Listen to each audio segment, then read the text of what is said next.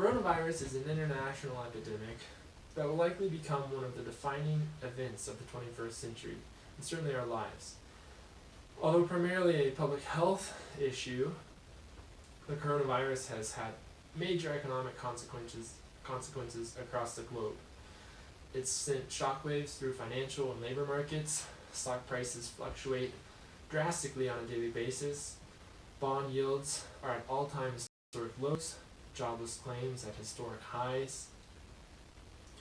And there have been other major changes in labor markets and organizational structures across the economy. To combat the virus, we've used extreme monetary and fiscal policy tools, with the Federal Reserve and Congress taking measures that have been unprecedented in modern times.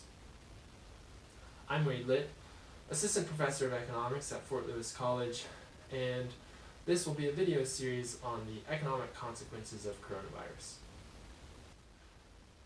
The primary audience for these videos will be my courses, where I will have a special emphasis on the macroeconomic impacts and the implications within monetary systems and financial institutions. Of course, I hope these videos will be broad enough for a general audience, and so if you would like, please feel free to share the videos with your friends and family, or anyone else you think might enjoy them. The structure of these videos will be as follows. I'll have some discussions where I'm talking to you in this format. We'll have some underlying economic theory in which I'll use lecture notes that are recorded for you, and we'll also talk about the applications, which will also involve notes, some data, and some news articles, primarily from the New York Times and the Wall Street Journal.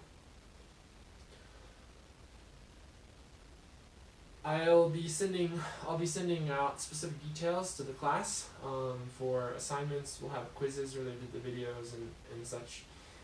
Those details will be coming soon.